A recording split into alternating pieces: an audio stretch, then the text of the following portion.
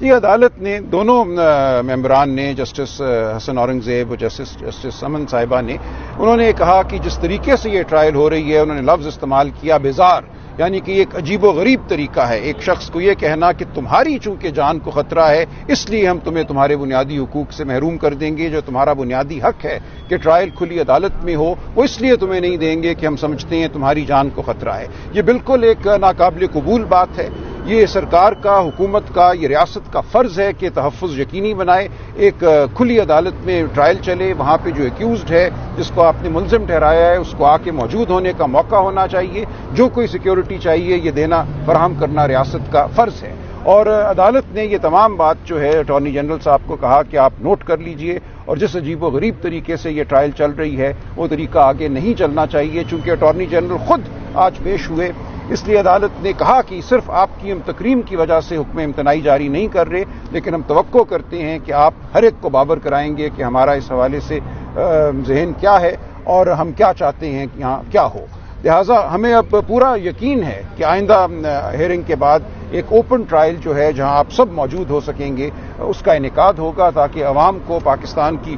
باشعور عوام کو پتہ چلے کہ مقدمہ ہے کیا۔ دیکھیے، ہماری استدعا عدالت کے سامنے یہ ہے کہ ایک قداور سیاسی شخصیت کو ایک بار پھر مشکوک طریقے سے سزا نہیں دی جا سکتی۔ جو بھی مقدمہ ہے، سائفر کے حوالے سے ہو یا کسی اور حوالے سے ہو، وہ ایک شفاف طریقے سے پاکستان کے عوام کے سامنے چلنا چاہیے۔ پاکستان کے عوام کو بتائیے کہ کیا گناہ ہے، کیا چارج ہے اس شخص کے خلاف، اور اس کے خلاف جو گواہی، جو شہادت آپ کے پاس ہے وہ آپ بند کمرے میں پیش مت کریں، جہاں ایک جیل کے اندر 4 لوگ بیٹھے ہوں، جہاں خاندان کو آنے کی اجازت نہیں، جہاں میڈیا کو آنے کی اجازت نہیں، جہاں عوام کو آنے کی اجازت نہیں۔ یہ ایک بنیادی تقاضا ہے 21ویں صدی میں، جو دنیا جہاں میں قانون اور جو ایک فقہ اس حوالے سے ارتقاء کے ذریعے سامنے آئی ہے کہ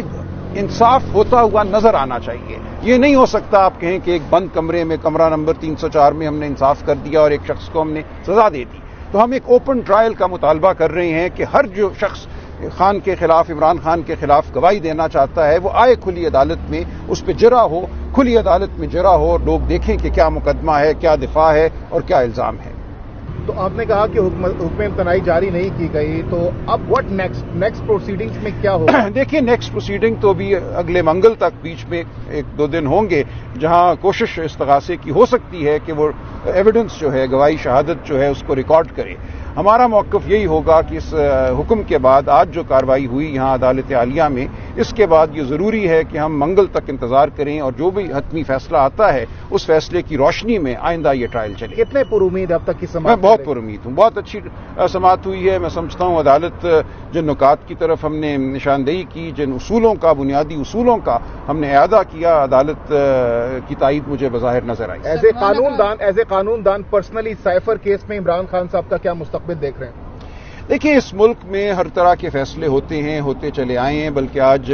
عدالت نے بھی یہ کہا کہ ہم ایک طرح سے سائیکلکل ایک موڈ میں ہیں، یعنی کہ ہم ایک گرداب میں ہیں، ہم چکر لگاتے رہتے ہیں اس ملک میں، اور پھر وہیں آ کے کھڑے ہو جاتے ہیں جہاں 50 سال پہلے تھے یا 70 سال پہلے تھے۔ تو دیکھیے، ہو تو کچھ بھی سکتا ہے۔ بھٹو صاحب کو سزا ہوئی اور آج ہم اس سزا کو کیا سمجھتے ہیں وہ آپ کے سامنے ہے، لیکن میں پر امید ہوں کہ اس وقت ماحول بدل چکا ہے، میڈیا ہے، ہم لوگ ہیں، ہمت اور قانون کی طاقت کے ساتھ میں سمجھتا ہوں کہ انصاف ہونا چاہیے، وہ ٹرائل میں ہو یا وہ اپیل میں ہو یا وہ سپریم کورٹ میں ہو، بالآخر مجھے انصاف ہوتا نظر آتا ہے۔ اکرم راجہ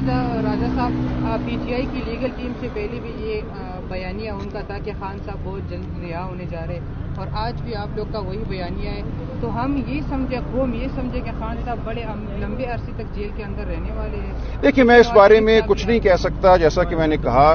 اس ملک میں ہر چیز ممکن ہے۔ اس وقت جو ماحول بنا ہوا ہے، ایک کے بعد دوسرا کیس بنایا جاتا ہے، ایک کیس میں اگر بریت ہوتی ہے یا بیل ملتی ہے 10 کیس اور بنا دیے جاتے ہیں، جہاں ریاست ایک طرح سے یہ ٹھان لے کہ ایک شخص کو ہم نے جیل سے باہر نہیں آنے دینا۔ لاہور میں ہم نے دیکھا جو خواتین 6 ماہ سے اب پابند سلاسل ہیں، ان کے ساتھ کیا ہو رہا ہے۔ تو یہ تو ایک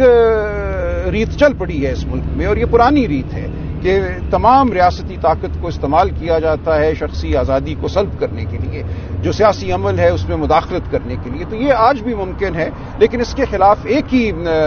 چارہ ہے کہ ہم جدوجہد میں مشغول رہیں، ہم قانون کی بات کریں، ہم آئین کی بات کریں۔ قاضی فائز عیسیٰ صاحب ہمیشہ کہتے ہیں کہ میں نے اللہ کو جواب دینے، اور ہر ٹرائلز کے اندر یہی کہتے ہیں وہ، جب بھی عدالت میں کوئی کیس لگتا ہے تو آپ نہیں سمجھتے کہ ان کو پھر اللہ کو کس طرح جواب دیں گے؟ نہیں، میں جب بہت ان کو پر امید ہوں، نظر میں بھی نہیں سمجھتا آ ہوں، رہا؟ میں بالکل سمجھتا ہوں کہ جو وہ کہتے ہیں اس پہ عمل ہوگا انشاءاللہ، اور ہمیں پر امید رہنا چاہیے، قانون آئین کا دامن نہیں چھوڑنا چاہیے۔ سپریم کورٹ سے پر امید ہیں آپ؟ میں پر امید ہوں۔ جی، تھینک یو سر۔ شکریہ جی۔